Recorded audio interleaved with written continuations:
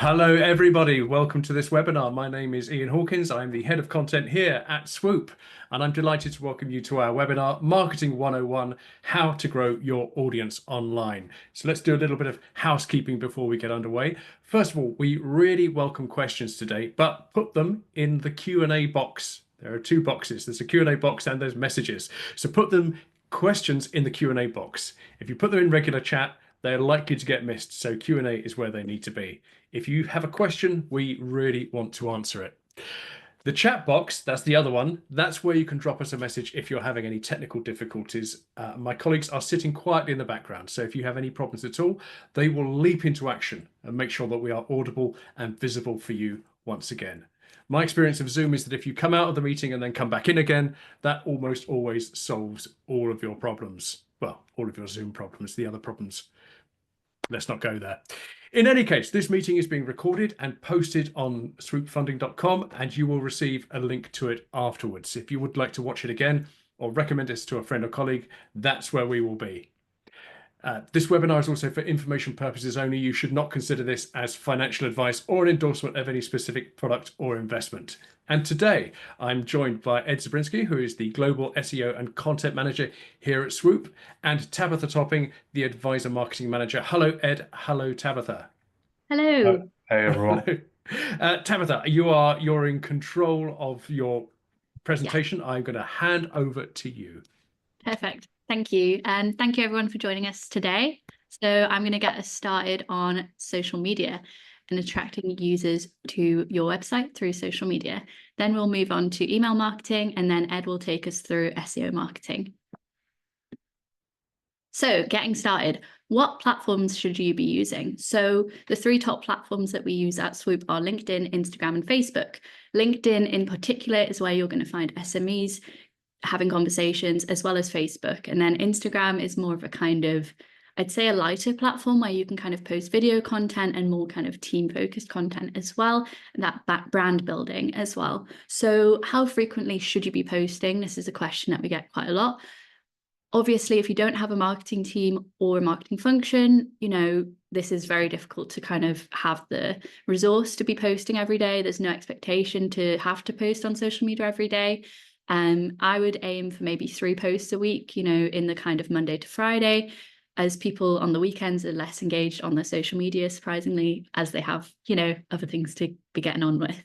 A possible ratio for this would be 2 business posts and then 1 kind of personal team-centric post.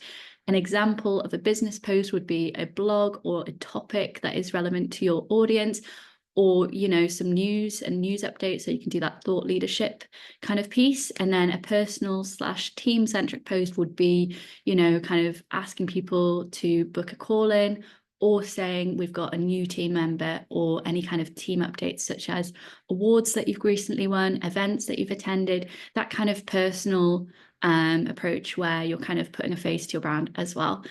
And then what should I post? Sharing relevant news stories, testimonials, company milestones, all good stuff. So key software. So we will share this presentation with you guys afterwards, as obviously there's a lot of links in here and you can kind of go through these in your own time. But these are a few of the kind of tools that are free that you can get started with on creating social media content. So copy.ai is an amazing AI tool that helps you create captions and hooks.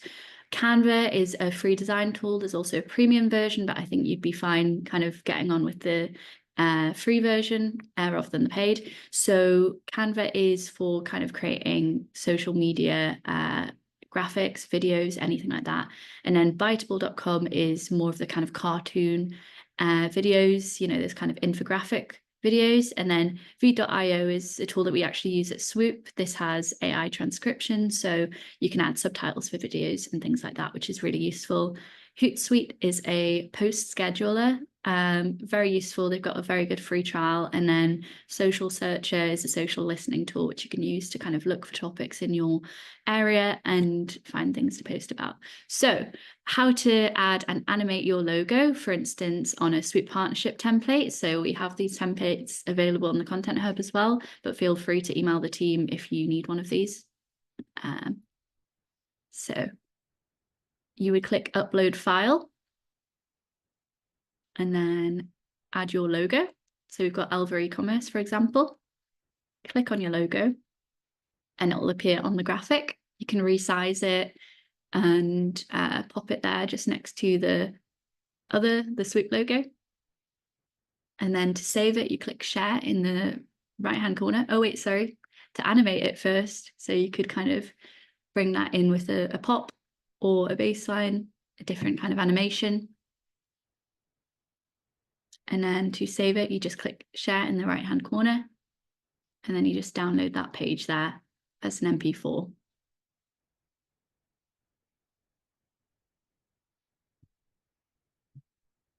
And you can also download it as a PNG, so a static image as well. And then you can just share that on social media quite easily. Cool. Next, we're going to talk about Instagram. So the algorithm on Instagram is currently favoring video content. We found at Swoop. For instance, this video that we posted of our CEO Andrea got 12,000 views, whereas when we just post it a video not as a reel on our social media, it gets like 33 views. So what we did was we used a trending sound in the background of the video with Andrea, and we turned the volume to very low so you could still hear Andrea. This was really great, and it kind of brought a lot more people to our page than, say, a video without any sound. Okay, and now we're going to talk about LinkedIn. So these are a few examples of popular posts that we've done at Swoop. And so we're kind of varying from sharing successes, such as a deal that Gravitate Accounting shared, which kind of shows the work we're doing, and was also just very popular with the 12 likes there. And then we've got a video from Accountex a few years ago where we're kind of having a dance off. And that was really popular as well with 78 likes. And then we've also got a partnership post. So what should you be posting on LinkedIn? You should be doing kind of conversation starters, getting people to comment below, because then your post will be shared on their feeds as well as showing to their connections as well. So that's more coverage for your business. And also kind of setting up engaging polls, reposting things, quoting posts of people who you kind of aspire to have a similar audience to as well, and highlighting case studies as well. And it doesn't really have to be very serious. I think there's no such thing as a boring topic. There's just boring content. So, you know, kind of take with that as you will. You can kind of have a bit of fun on social media, I think, with your content. So kind of last key points, look at what's trending in your sector, looking at kind of news updates and guidance that you can share. What posts have you done that have garnered a good response in the past? You can repurpose those. Always put a face to your brand, you know, show who the founders are, show who you're working with, your partners, events that you're attending, and also that focus on video content, because it will always outperform static images. And monitor popular accounts in your industry for ideas and what hashtags they're also using, and then kind of deciding your main channel that you're going to spend the most time on. So I think that would probably be LinkedIn for our audience. Cool. And any questions, just pop them in the Q&A box and we can answer them at the end. Now moving swiftly on to email marketing. So obviously with email marketing, it's, if you don't have a marketing team, it's very difficult to kind of approach it with no basis. So we're kind of going to strip it back and just talk about the software that you could be using, and then also ways of planning a monthly newsletter and things like that. So to target your audience, you will need a CRM. This is a customer relationship management tool. These can vary in price. A lot of people kind of have this debate about whether you should be using a very expensive tool or a very cheap tool. So I'm going to show kind of two ends of the budget. So low budget, I would recommend Klaviyo. A lot of startups use this. It's got great design functionality. You can target all of your customers, very low pricing, and it's very good for just simply sending emails and newsletter sequences and then targeting your audience as well. If that's all you need it for, I would recommend Klaviyo. You don't have to be spending silly amounts on kind of HubSpot. A higher budget, I would recommend HubSpot. This is a namesake platform. It's what we use at Swoop, but at Swoop we have over 200,000 contacts. That's why we kind of need that higher budget platform tool, as we have a lot of contacts to segment and different countries that we're working in. So this depends on number of contacts, how much you'll pay. So for instance, it will be about $890 a month for 2,000 contacts and about 3,600 for 10,000. So this is best for large enterprises. So now you've got your software, what you're going to be putting into your software and how you're going to plan that out. So the Swoop Content Hub actually has a bunch of options for partners to use our templates on key funding topics. Another option for kind of making that content is ChatGPT. I'll be sharing a few prompts, I think in the next slide or in a couple of slides, on how you can use ChatGPT to write emails. Links, and then ask it to write engaging newsletters as well. So plan out your year of your newsletters simply using a spreadsheet, and you can add this into your Google Calendar as a recurring monthly task to help you keep track. For instance, on the right-hand side of the slide, I've shared a screen cap of a template that should work for you if you're just doing a monthly newsletter. I've also linked a template there below for anyone to copy and use in their own marketing. And this is just kind of a really easy way to see your year in advance, really. And kind of this is a way that we actually use for planning before we take it into Trello and a calendar kind of place. We start all of our planning in a spreadsheet. So it's very basic, but it works. And it's a great way to see your year ahead of emails and kind of see where you next have a slot coming up as well. And then for email banners, I would recommend Canva. And there's a lot of email banner templates within there. So it's quite easy to make those as well. So for email content, these are a few resources that you can use for finding topics and also for design inspiration. So reallygoodemails.com, great resource that we use as well for looking at really good emails. These emails are from huge brands, and it's kind of showing how they are using their email marketing and just examples of really good practices. Secondly, Swoop is always sharing topical articles written by Ian, obviously, relevant to SMEs. And you can find a lot of topics in there that you might just want to mention, or you might want to link to, or kind of create your own blogs in a similar sense. Another useful resource that we use ourselves is smallbusiness.co.uk. It's incredible. They actually always have up-to-date topics and blogs, and there's always something in there that you could share in a newsletter. Again, keep it short and sweet. People tend not to actually scroll that far down an email unless they see something of interest. So, to keep to 3 to 4 topics per newsletter, 1 topic per individual send.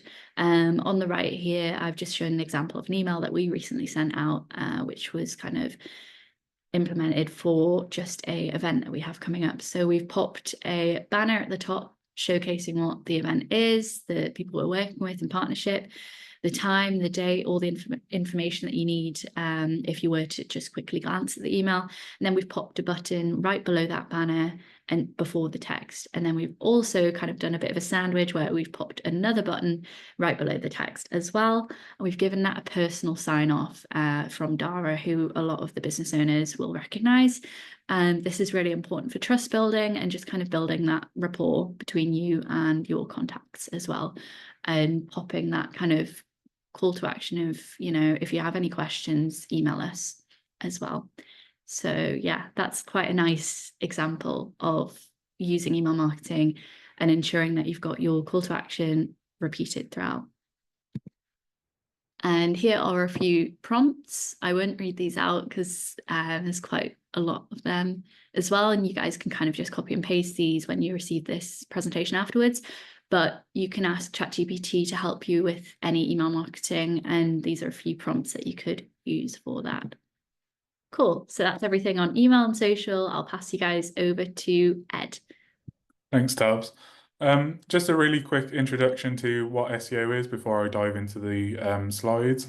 I've tried to structure this in a way so that you have a checklist that you can take away and apply to your own website when you are looking to implement some of the things that we discuss here. SEO stands for search engine optimization, and it is essentially the act of making your brand and website surfaceable when somebody searches on Google or any other search engine such as Bing, DuckDuckGo, for any services that relate to anything that you offer. So the first thing that is one of the most important aspects of SEO and creating an SEO-friendly website is ultimately, does the messaging on your homepage clearly convey the purpose of your business? What I mean by this is the homepage for any website is always going to be the most authoritative page on your site. So really hammering home what it is that you do, who you are, and why people feel they should be able to trust you as a source of service and information is absolutely paramount, as ultimately this is the page that will be seen the most by prospective customers if they conduct Google searches around either your brand or your services, but also the page that search engines crawl bots will actually crawl the most, as it will have links pointing to it throughout the entirety of your website. The second real key thing here is creating unique pages per product or service that you offer. What I mean by this is if you think of your website as a department store, you're not going to go to the kitchenware section if you're looking for a new pair of shoes, for instance. So making sure that you have dedicated pages for the services that you offer creates a new entry point for users to actually find your website through organic search. And it also allows you to really focus in on a topic. So instead of trying to be a jack of all trades, master of none, you really get to discuss a service at length with detail around like the process, the pricing, what the pros and cons of it are, what sort of alternatives there are, if any, key dates for certain tax deadlines, anything like that. Making sure that you have these unique pages gives you the best chance at being found organically. And ultimately, transparency is a huge area of SEO. Back in 2018, there was a major update that was referred to as the Medic update. Google loves giving these algorithm updates really interesting names, as it's their opportunity to try and be a bit fun. But essentially, this was just an update that really highlighted the importance of having transparency on your website. So things relating to contact information, business hours. Do you have a consistent sort of digital footprint along the wider web? So if you're, say, listed in directories, if you've got review platforms set up, are all of your details up to date and consistent across all of these? And are website visitors ultimately able to get in touch if they need to?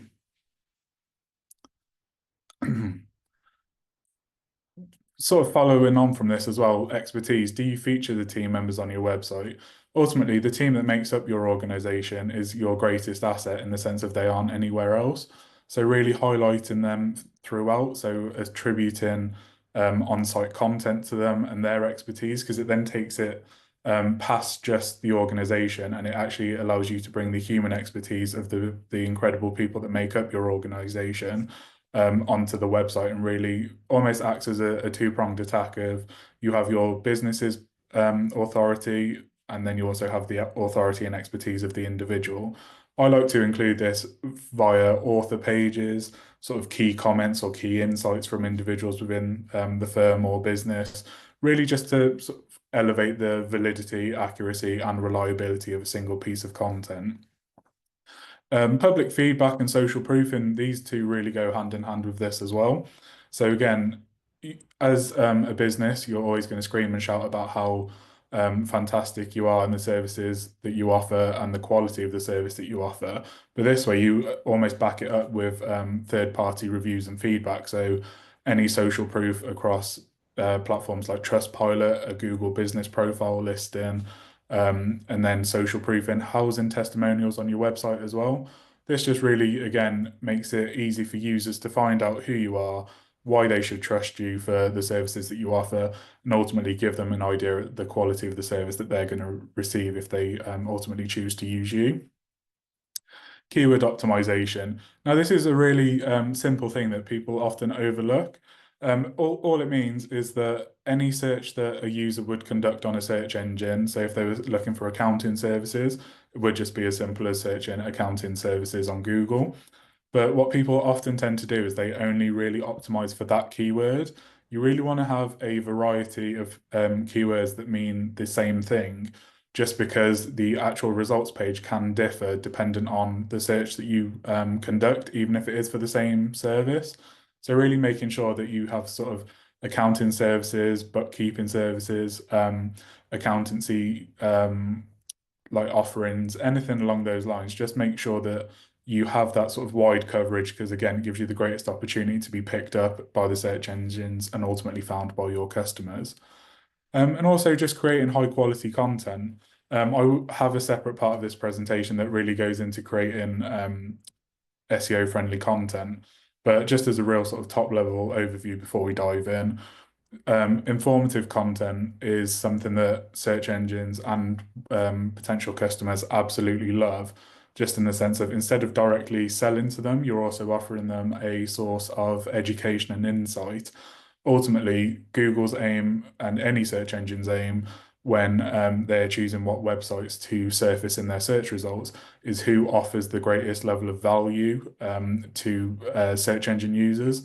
Ultimately, if you're looking to educate as well as sell to these people, there is no greater value than free education. So this is something that I am a huge advocate for, and I will go into a lot more detail shortly on. This is a bit more technical now, and this is sort of behind the scenes information that really helps establish the purpose of a singular page or piece of content. So meta titles and descriptions are the first bit of information search engines see in relation to the overall purpose of your page. If your website, for instance, is built on WordPress, there are many plugins that you can use to input this information easily. Rank Math is the one that I'm a big fan of, and it is just like a bit of an all-in-one plugin, as is Yoast SEO.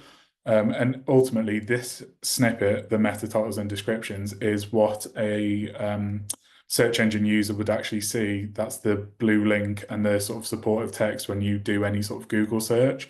So this is just making sure that you have the best possibility to include your keywords, explain the service that you offer, and ultimately entice a user to click through to you. Following on in a similar vein, header tags, so H1s, H2s, and H3s, they provide further context to the content that you have on your website. So this is H1 would be your primary page title. You only ever want to have one H1 per page. H2 is sort of like subheadings, and then H3s can be used to support this. So again, this just helps provide that context, and this is where you will see a real sort of like question and answer structure. So for instance, if you were to offer bookkeeping as a service, your H1 would be bookkeeping, H2 would be what is bookkeeping, how does bookkeeping work, who is bookkeeping for, what is included with bookkeeping. Then H3s would be if needed to sort of break down things, so such as like pros of bookkeeping, cons of bookkeeping, just things like that. Imagery is something that is also becoming incredibly popular with search engines. So having first-hand created imagery, it could be photos of your team, could be graphics that you produce on Canva, as Tabs discussed earlier. And this is just having behind-the-scenes data that makes the page that the image features on a lot more accessible. So we have these things called alt texts for images, and this is just if someone has like a screen reader, if they are like visually impaired, for instance, it just provides that context as to what the image is. When you do this, you don't need to say things like picture of team or image of the team in practice. It could just be team members celebrating a VAT refund for a client, for instance. And mobile friendly design. So a big part of SEO now is this whole approach of mobile first, and that's just because obviously we're all connected on our phones all day, every day. I know myself personally, I go on far more websites and do a lot more on my mobile than I do on a computer. So it's just so that your website it best caters to that audience as well, so that you have an optimized site that works as well on mobile as it does on desktop. And then final sort of bits of sort of technical behind the scenes stuff. So page speed optimization, ultimately this is just how fast your website is. If you have an in-house development team, this is something they will definitely be able to work on quite easily. Ultimately, this is just so that when a user lands on your website, they don't get frustrated by load times. As we often see, I mean, I'm awfully guilty for it.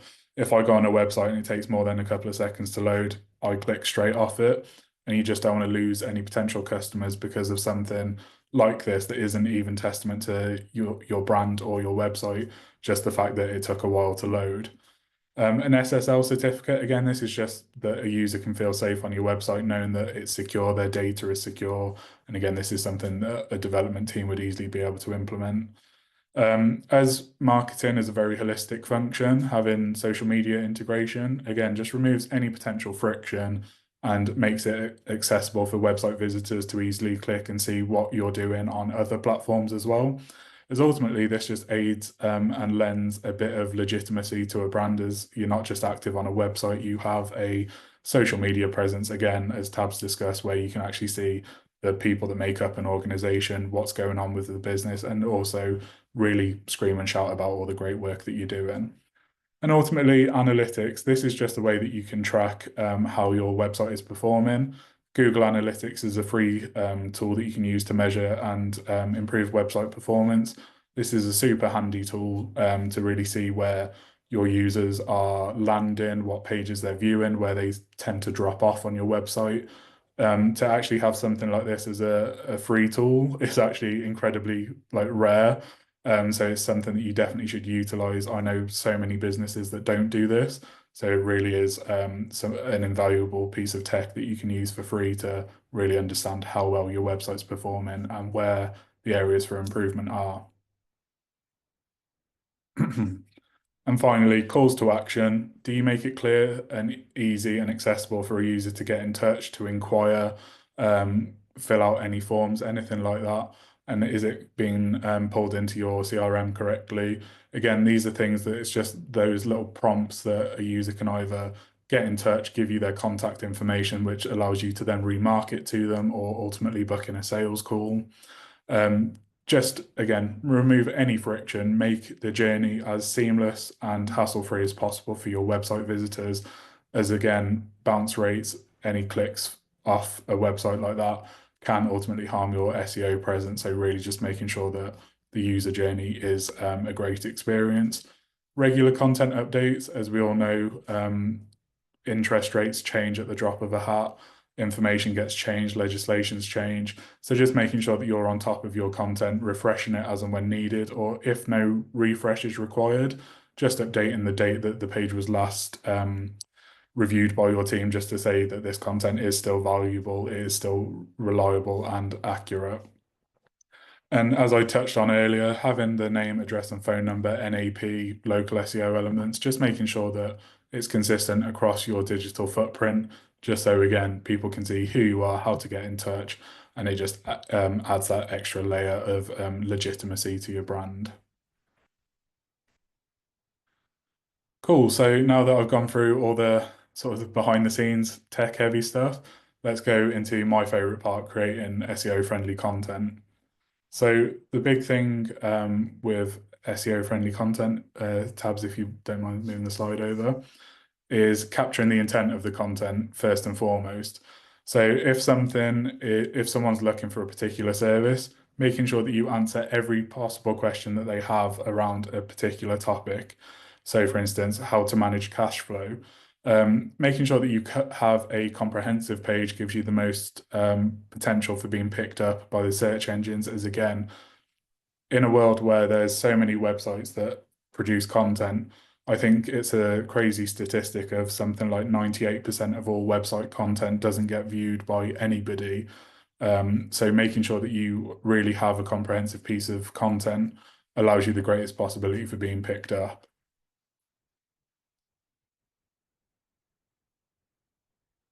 Using keyword-rich titles as well, so keep it short, simple, and really focused around your keywords. I often find things around like how-to topics perform incredibly well. So how to manage cash flow, how to boost cash flow, how it can impact your business when you have seasonal dips. Answering these questions again just really helps build that comprehensive answer. But don't keyword stuff.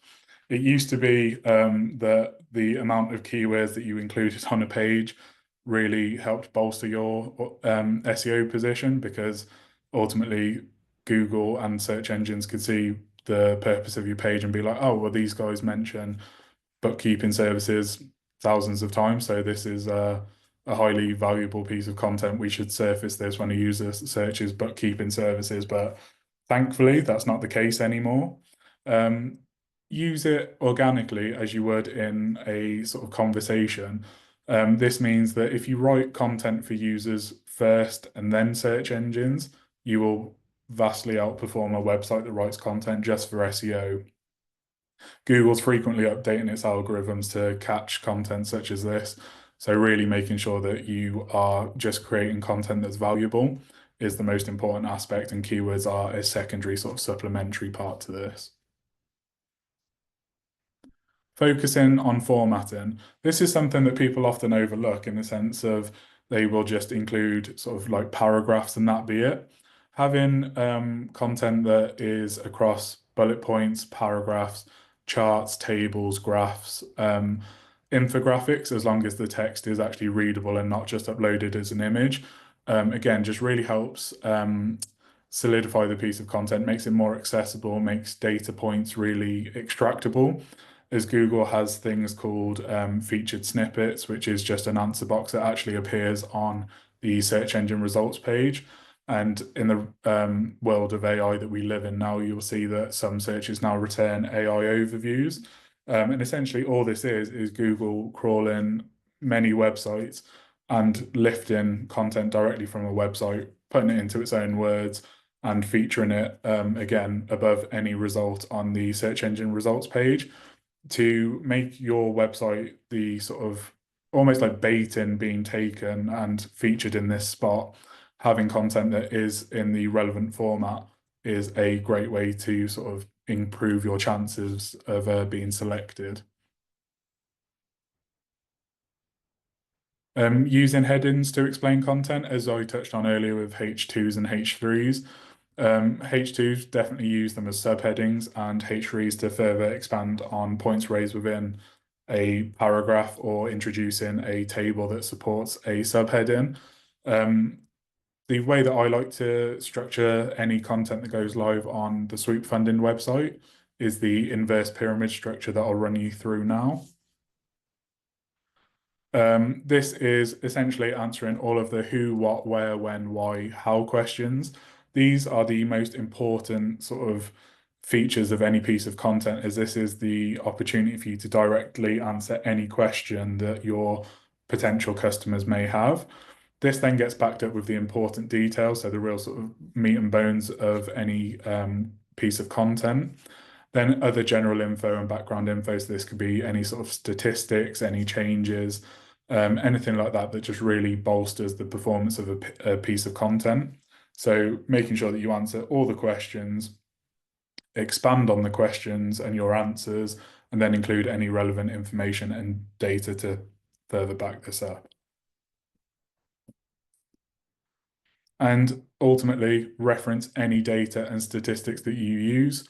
If you can produce first-party data, so from any surveys that you've conducted, for instance, this is the absolute sort of best case scenario, as this is data that you have sourced yourselves and you are the only people with that data. However, as we're all very time poor, the best thing that you can do is just reference any data that you use.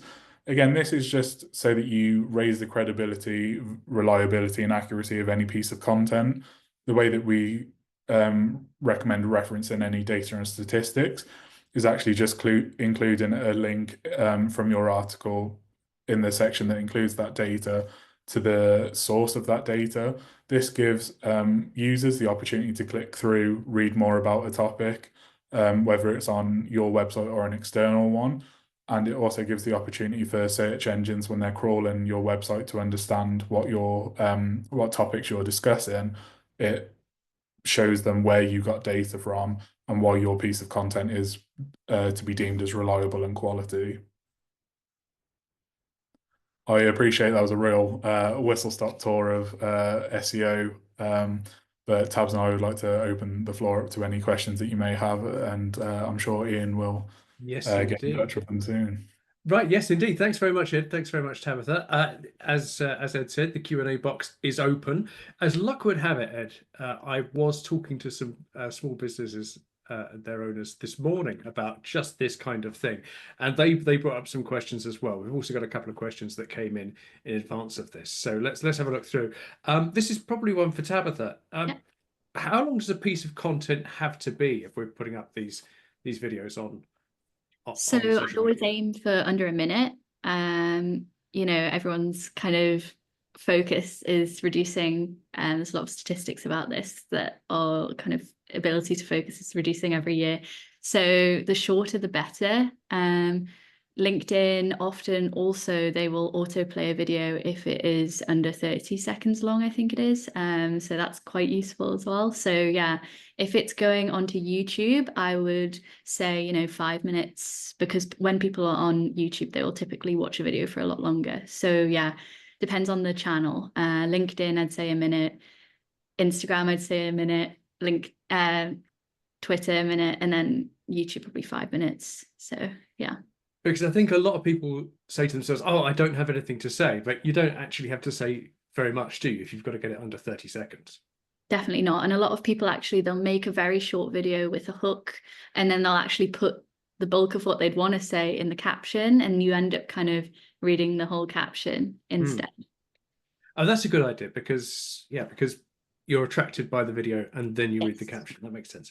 I loved your comment earlier about posting stuff that is newsworthy, and things like if you win an award, other things. What other things might be newsworthy? I think, like Ed mentioned, so if you conduct any surveys, anything like that, that would be brilliant to share, because you're kind of positioning yourself as a thought leader, and that also builds trust with your clients. It shows you're an expert in your industry.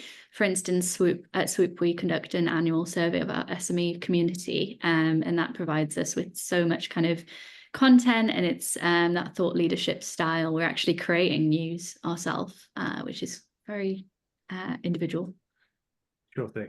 We've got a question here from Paul Morgan, who says, "Can I get a copy of the slides being presented? I can't write that quickly." Paul, Yeah. we will get a copy of the presentation out to you.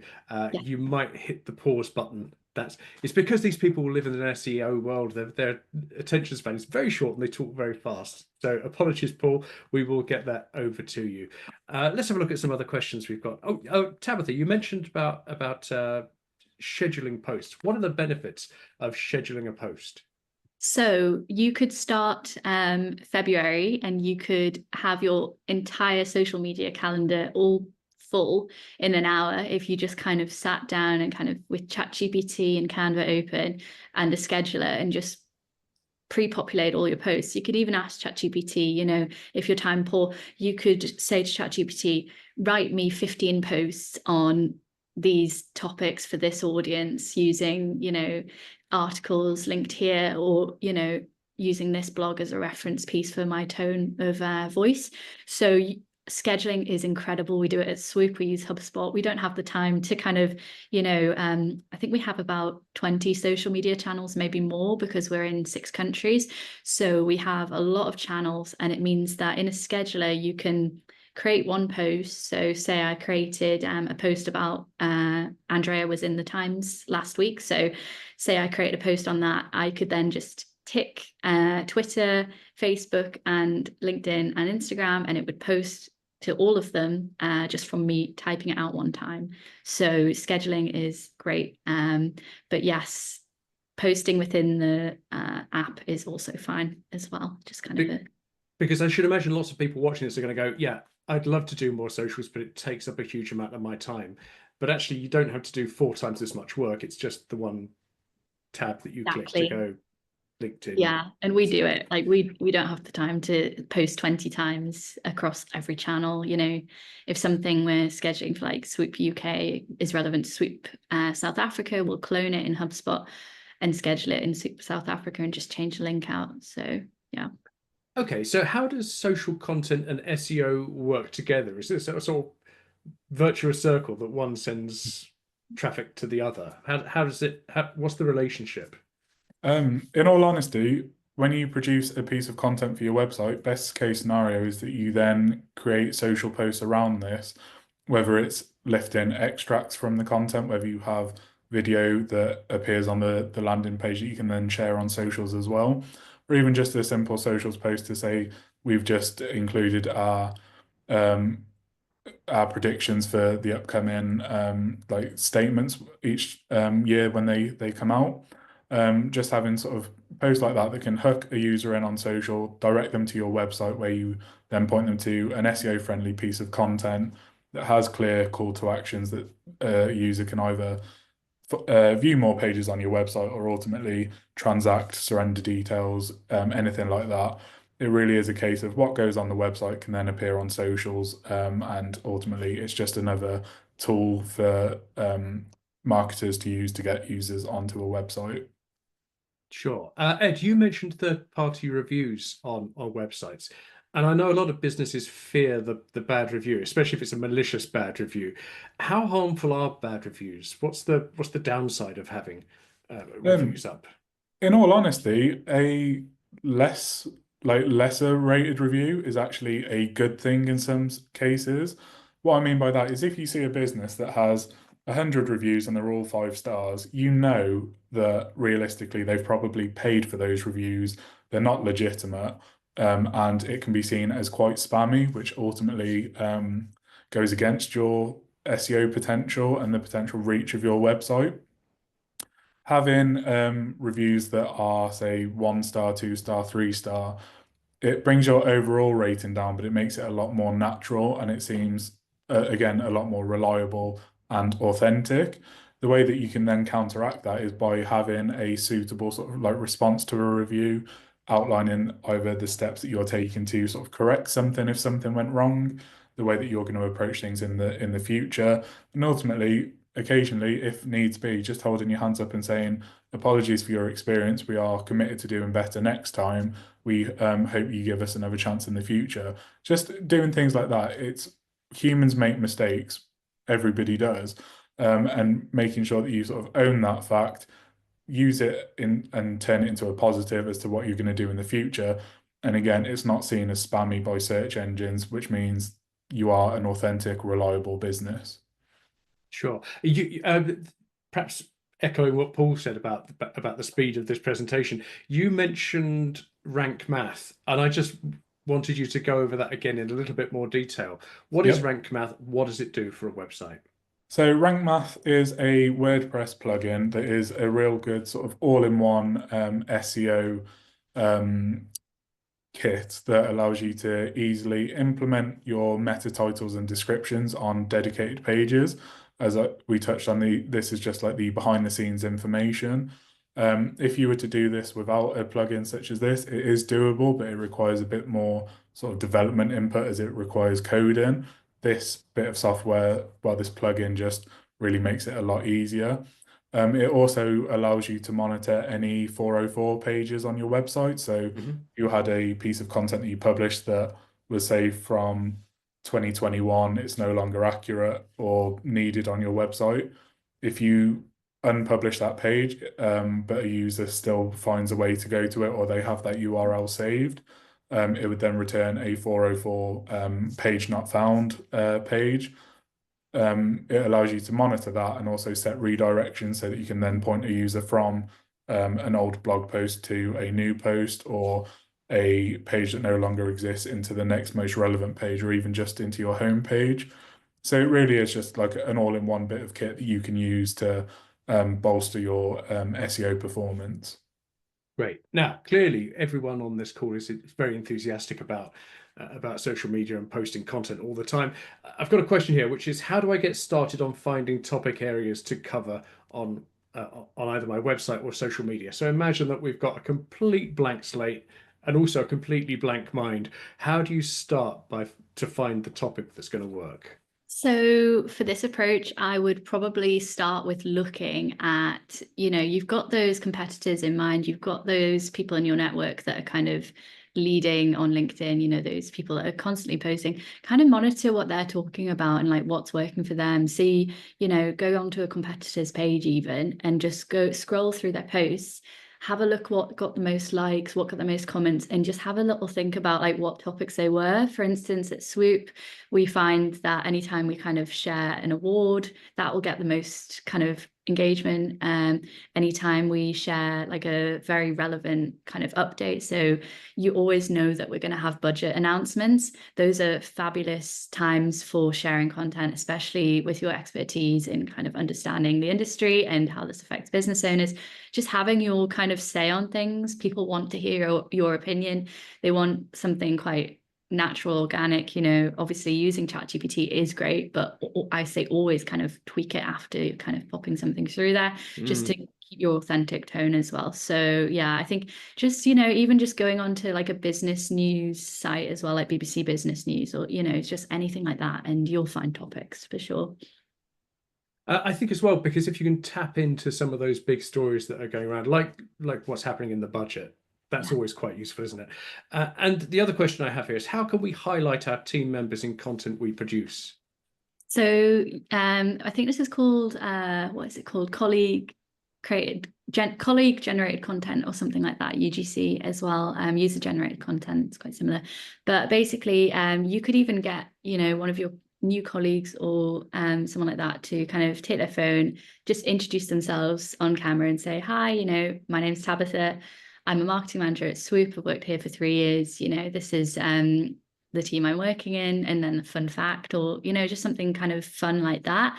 Or you could, take a photo of a team member and get a quote from them about what they enjoy working at your company, or, a fun fact about them is something that we do quite often at Swoop.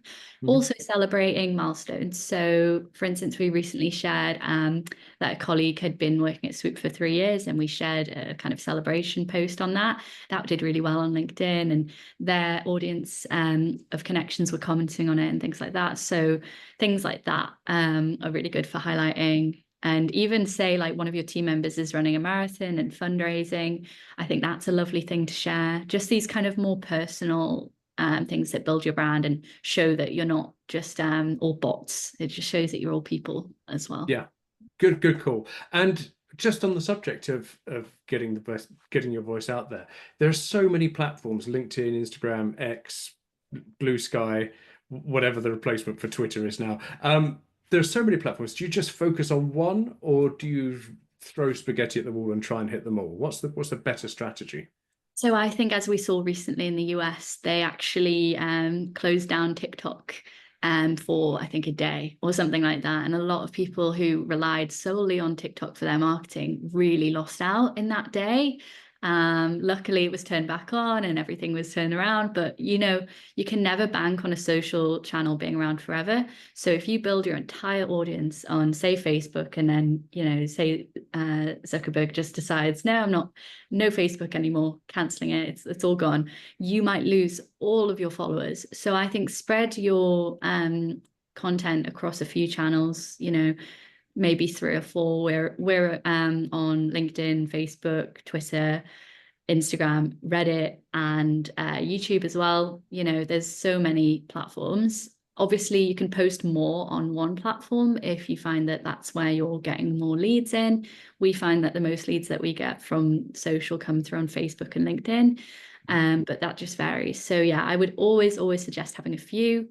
It builds your kind of community in a better way, and it also means you're not reliant on, say, if one was to disappear.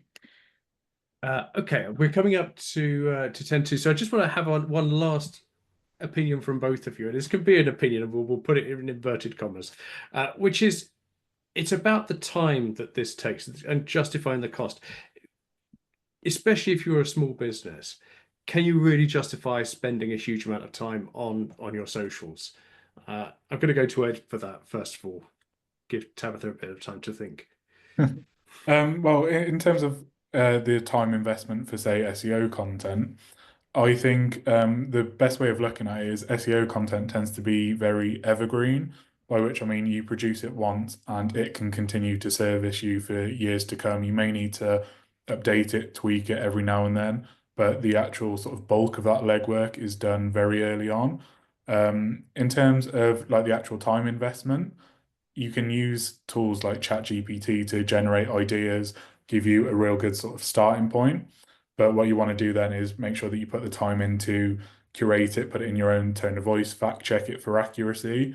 Tools like ChatGPT are they're constantly improving, but the database that they're using for their information is and can be quite outdated.